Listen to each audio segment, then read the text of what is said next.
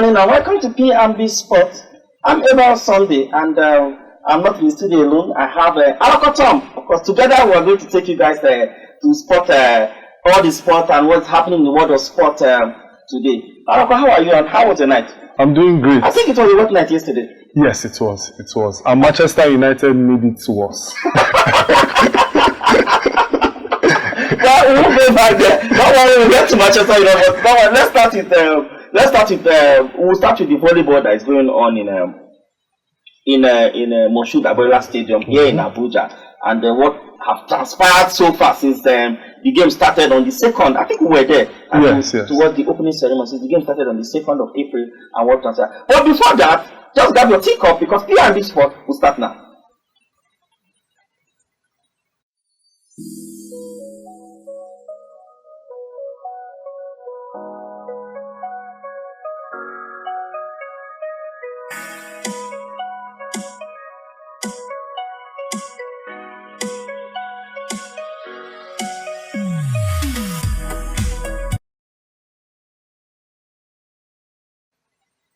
Welcome back. It's P&B Sport right here in Abuja. Tom, before we went for that short break, we're talking about the volleyball. We have 4 teams in the semi-finals already that will play today. Yeah. And there's no Nigerian team. We have Customs and also the Navy team also in that started the race. But we don't have any. Does this speak volume to our volleyball league in Nigeria? Yes. We have any. Yes, it does. Yes, and we have a volleyball league. It speaks volume in the sense that it tells us that our volleyball league is not one of the strongest in Africa, and we do not have the right players that we need in Africa, based on the fact that we have some players from Nigeria that have traveled to other teams because they've realized that the league here is not that strong and they cannot get enough exposure. Yes, the president of the Volleyball Association in Nigeria is trying, that in the person of engineer Musa Nimrod. I think we had him on this show some weeks back before the championship started. And, the Navy team is a very strong team. I watched them play, but they are not even as strong as the Customs. Me seeing them play without all these teams coming, I felt that they were very strong. But when I saw them playing the likes of Zamalek, Carthage, the Kenyan teams, I saw that, man, they are not as strong as we thought that they were, and it speaks volume to it. You see the Zamalek, like you rightly said, the Egyptian team, and you will say that these girls, they are just something else, and not just football, because I think not just volleyball. Even if you go across football, you see them even in the Champions League, and I think we're going to discuss that later on the show, because if you go to the Champions League, you see like 3 of Egyptian teams still in the cup. Still in cup on both cup competition, both Champions League and the Confederation Cup. You see the Egyptian team, they are still there representing in the semi-finals. But when you see how did these guys how they running their foot, how they running their sport generally? I don't want to make it one. I don't want to narrow it to just one particular sport. How do they run their sport generally? And don't you think it's something that Nigerians should emulate? Yes, I think I saw some of the players and I saw their professionalism first of all. From the way they carry themselves, you realize that they carry themselves differently from the way other teams carry themselves. Because Egypt came with 2 teams, but we have Zamalek in the semi-finals and they will be playing the pipelines of Kenya. And the Kenyan team, they are very, very, very strong. So I think that they are going to meet their match today. But the Kenyan team has won this championship like 3 or 4, 5 times. I think when I was here. Yes, and it's the same thing with Zamalek. Zamalek, they've won it severally as well. And the Kenyan team, one thing I realize is you see their movement on the court, the volleyball court, and you see how they move freely. Sorry to say, but our Nigerian team, when you see the female players, they move like they do not have legs. But don't you think we lack exposure? Yes, we lack exposure. Exposure births experience. And experience sometimes, when you do not have the strength to win a game, experience is what helps you in a game. And experience is not only on the players, but it also needs the coaches. Because you need coaches that have been in various international tournaments. Customs, they have a lot of players in Customs, and they brought some players from outside customs that are not in the agency into customs to play. And you could see the difference in some players. You could see that the original custom players, they are not as fit and not as fast, and they can't jump as high as the players that came from outside. So you can see that merging the team, to me, I feel that the coach and the management of the customs team and the Navy team could have done better. Well, rightly said, Tom. I think that's a very good one, and I hope they are listening to you and what you're just saying right now. And on the 14th, which is on Sunday, happened to be the finals and the closing ceremony, and I believe we will be there also to see how we catch some glimpses there. But who from your, let me just put that up, push that to you. Who do you predict that's going to carry the day at the end of the day? I'm predicting that Zamalek or Al Hilali. But I'm looking at Zamalek because Zamalek have a better team. I've seen the way they've played. They've demolished every team that they've played from the start of this competition to the quarterfinals, and I expect them to do that in the semi-finals today and in the finals on Sunday. Well said, Tom. Of course, we're discussing about the club championship of volleyball that commenced on the 2nd of April in Abuja here, National Stadium, and of course, many things went down. Hopefully by Monday we'll give you a recap of the entire championship, hopefully here on this show. But Tom, let's flip our attention to basketball and what's happening in the African Basketball League at Morocco. And you saw our own River Hoppers did it over the first Rabat of Morocco. Yesterday it was a huge game, and I think it's a point that my heart was even in my mouth. I didn't I could jump into the screen. I would have gone there to try to see how I could do one or two things. But holistically, how did you assess this team yesterday? We are talking about the River Hoppers team. That game yesterday, when I watched it, my God. They wanted to give me hypertension, high BP at my young age. I was very surprised with their performance. They had a slow start into the game. I didn't believe that River Hoppers would have taken the win. I thought that FUS Rabat would have won it because River Hoppers only took the lead to win the game in the last quarter. I think at some point they were down about 10 points. You could see the likes of Kelvin Amayo. Kelvin Amayo, it was at some point in the game, it was like he was out of the game. Amayo, I think what happened with the FUS Rabat, like you rightly said, reverse fixture is always very, very tedious and strong because these two, they faced themselves before. They understand the dynamics. They know what. And again, I think what really made that yesterday game highly intense was it's a survival of the fittest. They need Rabat need to win that game to stay alive or to keep their qualification hopes alive for the playoff. And the Rivers also need to win that game to make sure that they put their feet in the qualification at South Africa. But you see how they played Amayo at you said you were talking about Amayo. Amayo that last quarter. Amayo just made only 4 points, and you could see Amayo's point. Huge of our points is being contributed by Amayo and together with Matthew Akes. Yeah. So you see how they play those guys out. They could not even Akes. It was even last quarter. He could get to double digit.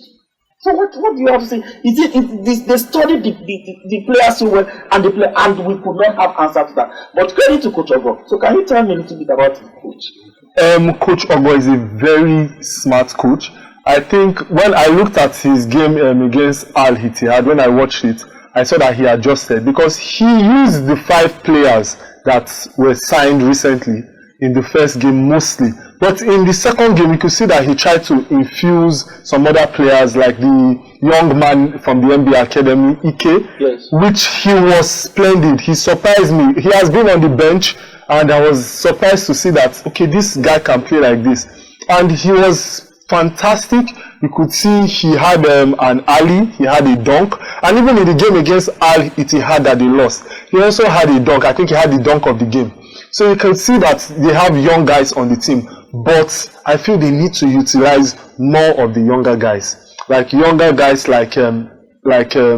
Abel, who honestly he looked frustrated on the bench. You could see him covering his face with his towel. You could see that he wanted to be on the floor to make an impact. But Abel used to be one of the promising young talents in River Upas. So what really happened? But again, before we go to Abel or go further about Abel's predicament, I'm sorry to use that word. I think that's the only word I can find within my arsenal to use right now.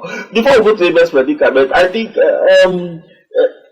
do you fear for Upas? Do you fear for Upas bench? Because yesterday it shows that the bench could not really come out to help when it really matters. When the ships are down, most times the coach need to dig deep to the bench and see how they could have a result. But yesterday, I think it was just sheer luck and also experience from the coach side that gave them that. What do you think about the Upas bench? The Hoopers bench is not as deep as I would want it to be. If you look at the FUS Rabat, they have a deep bench. If you look at Al Ittihad, they have a deep bench. I think it's only Stade Malian that I don't even know what to say about them because they've not won any game. But you could see players. That disrespect. Stade Malian were third place winner 2023. So you can't say that to them. No, but it's quite unfortunate that in 2025 they can't keep that reputation up. But you can see that, back to your question, the River Hoopers, I think they brought out players like Okiki and Ike, because that was the problem that they had in the Al Ittihad game before this FUS Rabat game. That it's only the 5 players that they recently signed. They were so exhausted. And they were so exhausted, they had nobody to rest them. But when Okiki came on the floor, you could see that the River Hoopers coach, what he wanted to do was he wanted to rest the point guard in the game. So he kept bringing in Okiki. But even when Okiki was on the floor, Okiki was not the main man on the ball. It was either Amayo or Madot Ake that was on the ball. Then you could see that. But another thing I want to say is we have a lot of young guys on the radar and on the bench. Well, I do not know if maybe this is just a way of giving them this BAL experience. Maybe so that they can grow the team and grow the young talent on the team, because they might have other opportunities to go to BAL. So I think that is what Coach Ogo is trying to do. But apart from that, if that is not what he's trying to do on the team, then why are you bringing some of these guys on the floor? We need guys that are going to bring impact into the game. We need even the guys that are on the bench for River Hoopers, the likes of Abel, the likes of Sami, the likes of Victor Koko's brother. You can see that Ifeanyi Koko. You can see that these players they are hungry. They want to play. And my only advice to Coach Ogo is I think he should infuse them into the game little by little. Because if they are not playing the conferences now, I'd not expect them to play the playoffs, because it's a different ball game. It is tougher and it is harder. It's like meeting Al Ittihad back to back, and River Hoopers have to be on top of their game. Talking about the officiating yesterday, do you see it one-sided, or do you think it was balanced?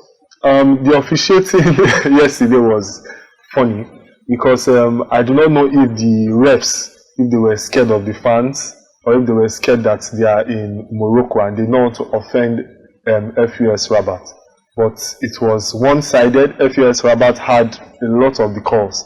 You could see that it was by sheer experience of Coach Ogo and luck. Please don't forget to put that. And luck that they took that game yesterday. I think it ended 71, 79. Yeah. And it was in that, I will say something about Amayo. Amayo scored, when we needed Amayo delivered, which was in that last quarter with the shots that he made in the last quarter. And that was what actually helped us to tie the game and to take the lead. Yes, Amayo of course was exceptional, even that yesterday. Sometimes they even kept him quiet for like 3 quarters, but even you see the experience had to come in at the last quarter, and he demolished when they gave him that space, he took it and he demolished the Robert team of Morocco. But way forward, we are meeting Etihad tomorrow for the second fixtures, the reverse fixtures. Yeah. What is the hope of River Hoopers in that game tomorrow? Do you think it's still going to go the way of Etihad? Honestly, I hope it doesn't go the way of Al Ittihad. But the way they've been playing, they've been consistent. They've played like a team that has been 4 games. They won 4. Yes, they've played like a team that has been playing together for a very, very long time. And I think that's the difference between them and River Hoopers. River Hoopers, they are still trying to blend the team.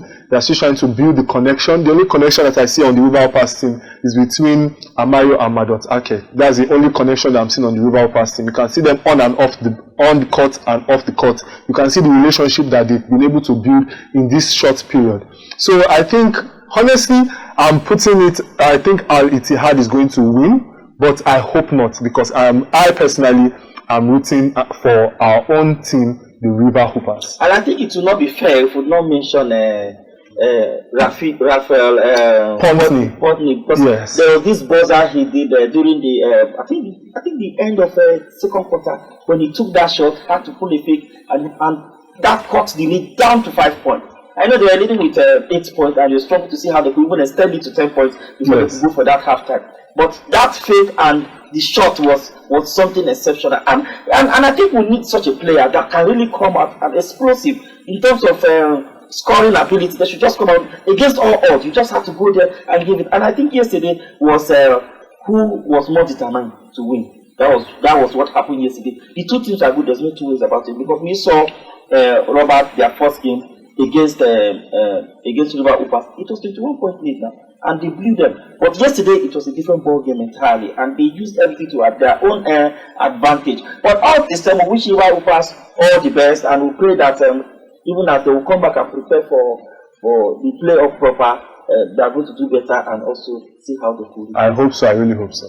I really hope so. I'm waiting for that team. Okay, we're just talking about the Hoopers game yesterday that was mind-blowing. But actually, thank God, and fortunately for us, we won that game, and we already put one foot on the playoff already. By God's grace, by Sunday we should wrap it up with State Malian, and hopefully, who knows, we could just do them double, isn't it? I agree with you. Okay, let's go for a short break. Then we'll come back. We'll be talking to the principal team all the way from Lagos, and he will be taking us through the Champions League, what transpired between Arsenal and Arsenal and Real Madrid, and also Manchester United and Leon yesterday. Well, don't go anywhere. Just sit down. We'll be right back.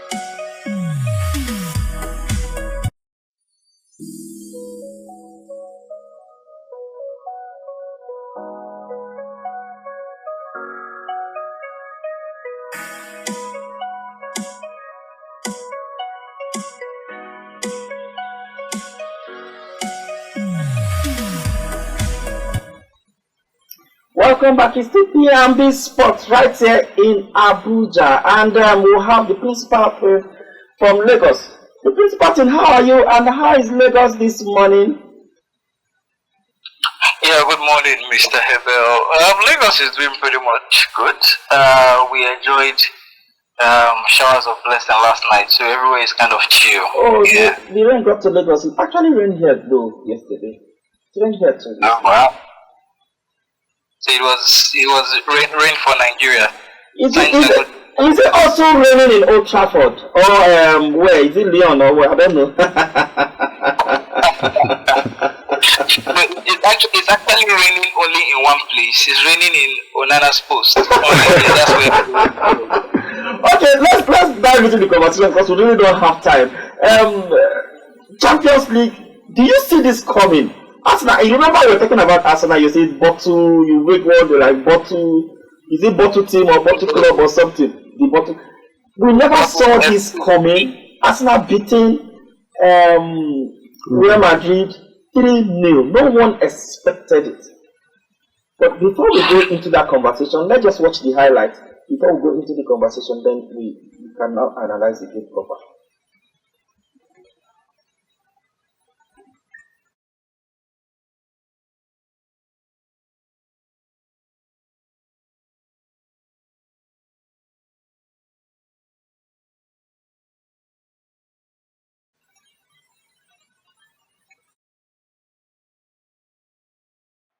There's the header from Rice, falls to the save, Martinelli! Courtois in the way again. Double save from the Belgian. Good movement by Bellingham, this is nice football. Danger here, all into the side netting. Mbappe thought he was in. Still Saka. Then goes down. Free kick. It's Rice. What a goal! Declan Rice with an absolute rocket with the free kick. Arsenal lead 1-0. Here's Skelly. Again, did really well. Martinelli! Good side the rebound. And another shot. What a save from Courtois. An unbelievable stop. Shot comes in again. Oh, it's cleared away again. Saka gets away from Bellingham. Then he goes down. Play will continue. Now it'll be brought back, free kick to Arsenal, Saka is down. It's Declan Rice again! Oh! 2-0! What a goal from Declan Rice! And Arsenal lead by 2-0. Miles Lewis-Skelly being told to shoot. First time shot, 3-0! What a fantastic finish from Mikel Merino! And Saliba very calm into Trossard. Free kick to Arsenal. I'll tell you what's a red card, and that rounds off Real Madrid's evening. Arsenal have done it. What a tremendous performance. The principal thing, you've seen it all. Arsenal even could have even scored more than 3 or 4, 5, even 6 goals. The chances they created, or they took just 3. But do you think they can keep up if they go back to Bernabeu? Oh yes, of course.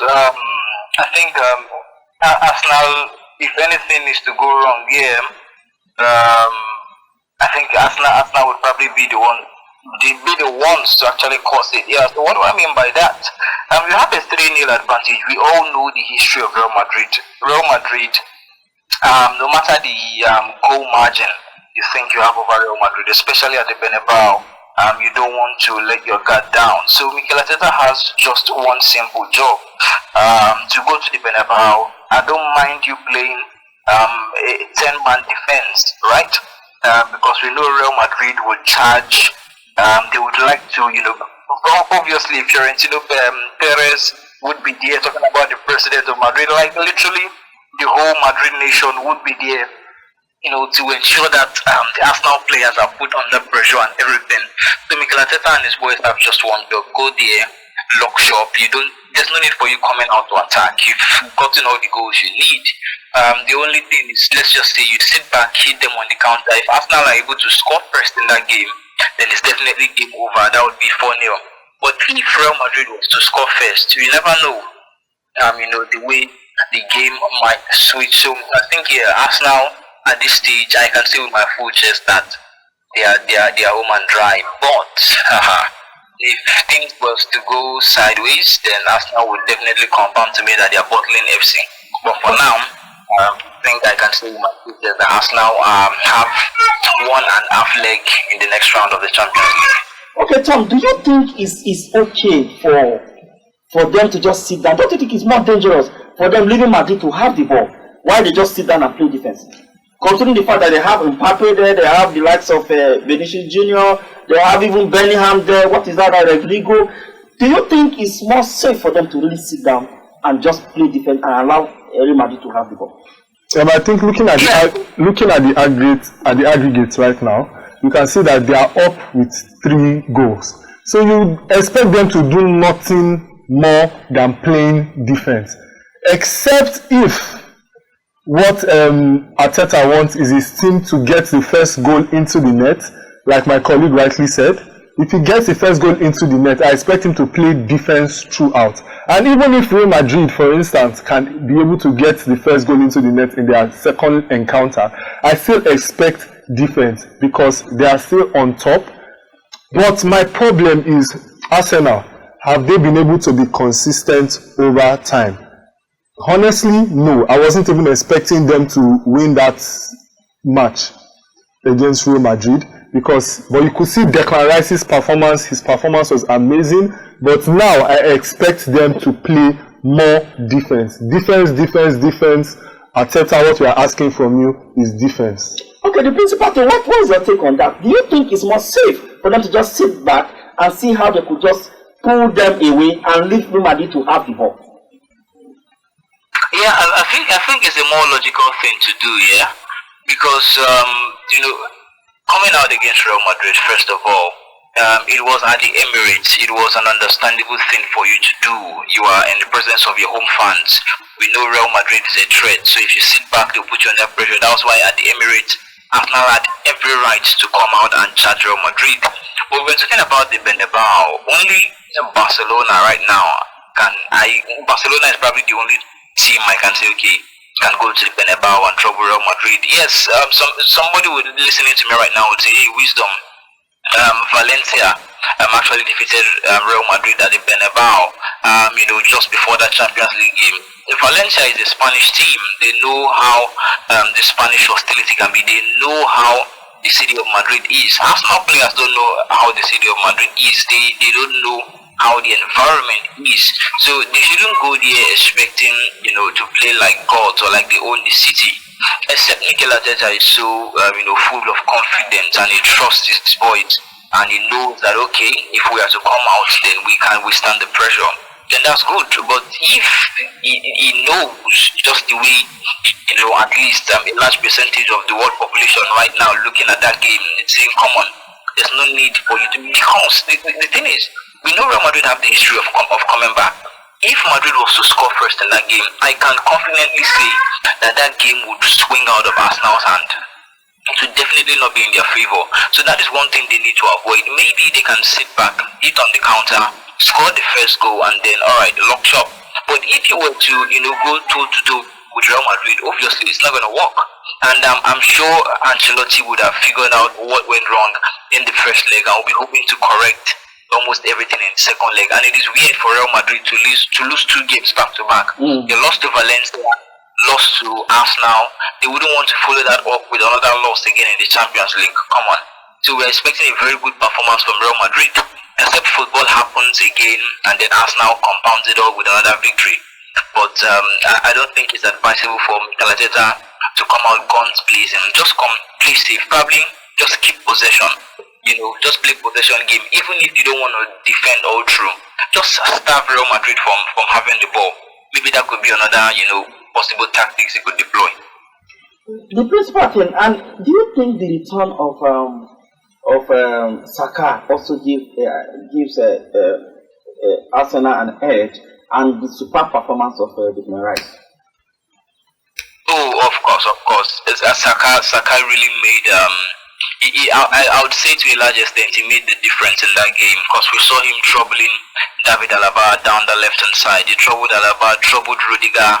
He really made life a living hell for those 2 guys on that right hand side. His presence was very much felt, and I think for Declan Rice as well, I observed him throughout the game. Apart from those free kicks he scored, the free kicks rather that he scored, he had at least 1 or 2 good chances, for him to put the ball into the back of the net, showing, how crucial he is to Arsenal. And same thing, in fact, I remember watching that game against Manchester United, the goal he scored, the role that he's starting to play. Mikel Arteta has figured out a way to use, Declan Rice more like, will I say, a makeshift attacking or central midfielder instead of playing in a more defensive role. That's why Thomas Partey is there, to do the defensive job and allow Declan Rice that free role, to drive up and put those balls into the back of the net. So yeah, those two guys were very crucial. But overall, I think everyone played a very good game for Arsenal. David Raya, making at least one or two good saves to keep Arsenal in the game. And then Thomas Partey really busting that midfield. He made Real Madrid's players in the midfield look like they had no energy. So overall, it was a good team performance from Mikel Arteta's board. Oh, okay. Lastly, as we wrap up this Arsenal game before we go to to Manchester United, what's your prediction for the reverse fixtures? Oh, come on, Mr. Ebel, don't do this to me. No, I have to. It's going to be a very difficult one. Honestly, at this point, it is difficult to call. Because if we are to go by history, although the thing is, I'm not confident, I'm not so confident about this Real Madrid squad. The quality that they have now can be compared to the quality that they had when they were used to doing all of those comebacks and everything. But regardless, I think it still goes back to what I said. If Real Madrid was to score first in that game, you don't know how, the whole thing might switch up. If possible, 2 goals in the first half, and then we'd say it's game on. But hey, this is a very difficult one to call. But I think you're going to permit me to sit on the bench here because it is a very difficult. One part of me is saying wisdom. For once in your life, be confident in Arsenal that Arsenal can hold this one. But another part of me is telling me wisdom. If you were to place all your life savings on Arsenal, can you do that? And the answer is no. So I think that I wouldn't really want to gamble it because Real Madrid, all they just need, you never know. Real Madrid, it might all start with, let's say, as early as the first 10 minutes of the game, Real Madrid gets a penalty and then they score. And then the next thing, before you know it, one free kick or one error in the box, and then they score. Yeah. All of those silly storylines. So it's a very difficult one for me to pinpoint and say, okay, this is how the game would switch. So at this stage, as a neutral, I'm just going to sit on the fence and say, whatever football serves me, for the return leg, I'm going to take it. Okay, well, so since you don't have to put your neck on, you don't have to stick your neck there. Tom, what do you think? What is your prediction? Do you think Real Madrid might come back? Honestly, I'm expecting Ancelotti's side to come back. I'm expecting them to at least give us 2 goals. Not that you are expecting. Do you think Real Madrid can do that again? They can still do it again? I think Real Madrid, they have a very good team. And I think they can do it again. But as my colleague will rightly say, I don't want to put my neck on the chopping board for Real Madrid. And I am actually hoping that Arsenal can prove everybody wrong and take it all. Okay, let's move over to Manchester United. Wisdom, you could see what played out yesterday. I think Maya has won that game already. It was 90 plus, and Onana just caused the biggest error. And I think this should be his 13th error that will direct to go now in 2 years. Unlike the guy that have is it 17 in 12 years? The guy that have 17 in 12 years. I think, assuming my calculations or my statistics are right. And before then, there was an occasion with Matic, which was saying, what's his name? The keeper, Onana was saying that their team is better than the previous or what and what. And he said Onana is the worst goalkeeper that Manchester have ever gotten. Do you think yesterday proved Matic right? Well, it wasn't a case of just yesterday, to be honest. I'm sure Matic said that. In fact, I listened to Matic's pre-match conference, and he said statistically, he emphasized on that statistically, Onana is the worst United have had in recent history, and it wasn't wrong because he had the statistics to back it up. So it wasn't the case of just yesterday alone. The stats was already there, proving him right even before the game. But what Andre Onana did last night was to put the icing on the cake and saying, okay, you know what, Matic, I agree with you, right? Where he should have disagreed, he decided to put up a performance that agreed with what Matic said. And I think for Matic, despite the fact that he couldn't get a single minute on the field yesterday. I think he went to be satisfied or a happy man. But the principal thing, you have a goalkeeper like what's his name? The second choice of Manchester United. What's his name again? I can't remember. On the bench, and this guy has come on the pitch and give 100%. So why is it that just like what they do those days? Some person, even when Mourinho was there, I think this guy was having the league while is it Romero or what was his name that was handling the Europa League or any other international competition. I think the thing for Ruben Amorim right now is, there's something I've observed about Ruben Amorim, and his man management skill. I listened to his post-match conference, and for once he never criticized Andre Onana, and I don't think he has criticized any of his players that are putting in the right effort. You look at the likes of Rashford and Garnacho that he came out to openly criticize. Garnacho since then turned a new leaf, and since then he's only been singing praises of Garnacho. But for Rashford, it was the other way around. Now for Andre Onana as well, despite the fact that he's been having stinkers, right? He has never come out for once to put him under the bus, which is one thing I've noticed from Ruben Amorim. And I think in a way, still in that post-match interview, he kind of suggested that Andre Onana might still play the second leg, because he said, that Onana is going to have 1 or 2 training sessions with the goalkeeping coaches, and then they'll put him again in the game, right? So I'm just paraphrasing, what he said in his post-match conference. So in a way, I think it's Ruben Amorim trying to instill confidence in his players, but at the same time, in a way, it's kind of costing the team.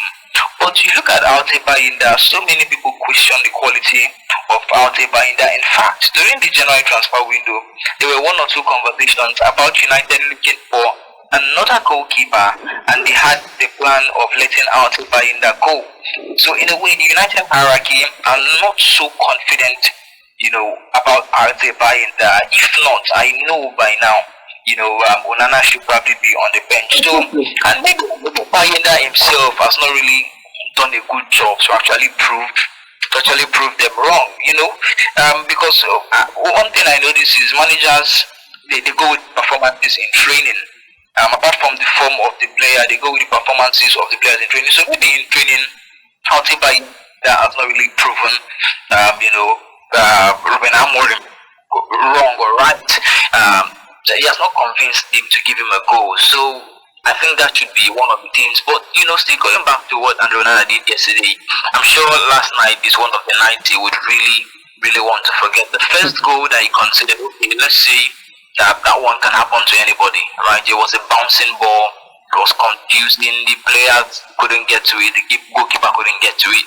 But the second goal, come on, he has to do better there. And the dying stage of the goal, I saw the look on all of his teammates. Everyone was so frustrated. Diego Dallo, Lenny Yoro, Casemiro, even Ruben Amorim himself was pained.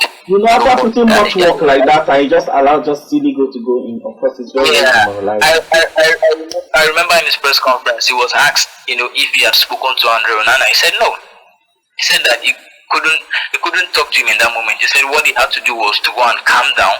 That when he comes, he had to look for a place to calm down, so that when he's calm, he can come for his press conference and talk normally, to show you the kind of rage that was boiling in him. So he had to, calm down first, so he can come out do his press conference, so he doesn't say some irrational things and then go back and talk to his players afterwards. Yeah, to show you how pained everyone was.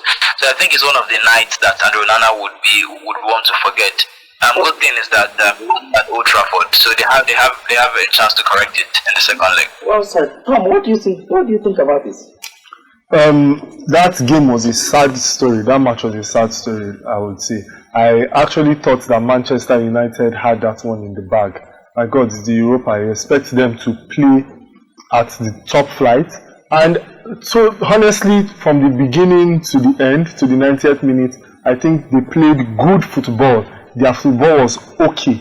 But back to Onana. Onana he performed when he was supposed to step up. He made the biggest blunder by allowing that goal to pass him. By allowing that ball to pass him. I was pained. I was hot. I'm talking from the point of a Manchester United fan. Okay, you're a Manchester United fan. Yes, I was pained and I was hot because I thought we already had that match and that win in the bag.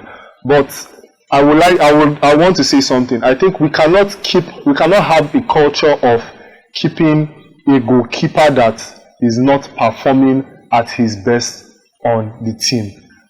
Like my colleague rightly said, I think he's trying to build Ruben Amorim is trying to build Onana's confidence. If that is what he's doing, I think it is yes, you need him, but if that's what he's doing right now, I think you have to just tell him the truth. You cannot say that he's going to meet with the goalkeeping coaching crew and see how they can work on him. They've been working on him for a very long time. How long does he need these people to work on him? I think we need our second choice goalkeeper to come in, because left to me, he has had a better performance anytime he comes in than Onana. But like my colleague rightly said, it's possible that when during training sessions he's not as good as he is in matches. So it's possible that that's the reason why they are not putting him in matches. But honestly, Onana needs to step up if we are going to win any other match. Okay, I hope you guys when the reverse features come to Manchester United, I hope you guys, I believe they will perform better. I hope you guys take it and qualify, because your league, where you guys are now in the league is terrible. 13 positions. Well, I think for the reverse fixture, no doubt, even if Andre Onana decides to do 1 million stinkers, I think Manchester United is still going to go through. You look at United's past 6-7 games. It's been clear that there's been a massive improvement with the way United play. The only thing that I've been like is their goal scoring ability, which I think United is starting to do. Before the Manchester derby and before Nottingham Forest, United trashed Sociedad 4-1. They dispatched Leicester 3-0. They lost to Nottingham Forest and played out a goalless draw with Man City. So I think the goals are starting to come in for United. Look at yesterday, 2 good goals as well. So heading into this second leg, and one thing I'm very sure of is that I think I like Ruben Amorim's tactical ability, his ability to read game or observe the opponent, because it was very clear. Let's say maybe Ruben Amorim talks too much in the sense that he tells everybody what's, just keep these things here. We spoke about the physicality of Leon, how he was going to, tackle the game, and he did exactly all those things. So maybe sometimes I think you should keep all of those things to yourself. But regardless, he spoke about the physicality of the game and how United was going to approach it, and he did exactly that. So he also said in his post-match conference that what they did in the first leg would be different from what they did in the second leg, because now they've seen some things that they would correct. So yeah, I'm expecting a much better game from United, and it's at Old Trafford.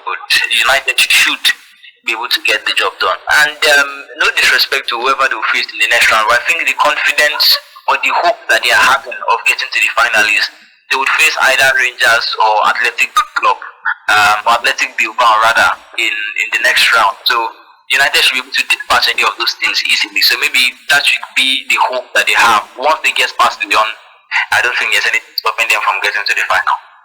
Okay, fine. Let's flip over to Chelsea. Chelsea is also in the Conference League. And quickly, as I think we're running out of time, the Blues party, what do you think? Chelsea 3-0 yesterday. Do you see them good to win the Conference League? Of course, if they don't win the Conference League, I personally, from here in Lagos, I would sack Enzo Maresca. He has no job not winning the Conference League. That should be the bare minimum. Yes, okay, there's already 5 slots in the Champions League guaranteed. Yeah, forget that. You need to win the Conference League. The only team right now that can stop them from winning the Conference League has to be Real Betis. Right? But regardless, if you are to, put these two teams on paper, you would say Chelsea is the bigger team. But regardless, Chelsea has no business not winning the Conference League, yeah? There's Fiorentina, there's Real Betis. Those are the only two teams that can, stop Chelsea at this stage, but still, they have no business not winning it. Enzo Maresca has to win it, if not for anything, for his own sake. He just has to win it, because that would be like the bare minimum. That would be the bare minimum. In as much as United is struggling so bad, if it was United that was in the Conference League, this wouldn't be a conversation. You know that they would go on and win it. So it shouldn't be a competition for Chelsea. Chelsea this season, in as much as they've been topsy-turvy, I am at least, to a large extent, 75% sure that the Conference League is theirs. Tom, do you have similar opinion with the principal thing? Nothing more to see. I have similar opinions with him. I think that Chelsea, they are going to take the Conference League. 100%. Okay. So like everybody just says Chelsea. Nobody want to. When I brought Arsenal reverse pictures, all of you ran away. You don't want to put your name. But this one now you are still very sure. Okay, no problem. And I think that's and then you also something. Go ahead. Yeah. It is not very sure. Don't forget I said 75 people. Okay, yeah, you said so. Yeah, you said so. But there's a certain team that has quote and unquote the GOAT in Anthony. You understand? Talking about Real Betis. Yeah. So Real Betis has been on a very good run of form. I think they are the hiccup that Chelsea might face. If Chelsea, I've forgotten how the road to the final looks like. I don't know if Chelsea would have to meet either Fiorentina or Real Betis on their way to the final. I'm not sure. But if Chelsea doesn't get to meet any of these two teams in the final, like on their way to the final rather, then they have a good chance. I believe if Chelsea gets to the final, then they would win it. But if they don't get to the final, then hey, I don't know what else to say. Getting to the final is the first step. Once they get to the final first, then we can now talk about the opponents they will face. Either the opponents would be a top work for them or not. Okay, I guess this is a good place to leave today's show, and I want to thank you very much indeed, the principal thing. Thank you so much for joining us on this show this morning. It's always a pleasure. Okay, Tom, and also thank you so much for doing this with me this morning as well. It's a pleasure, thank you. So that's the sound of our show this morning. I'm Abel Sunday. For me and the entire team right here in Abuja, I say goodbye.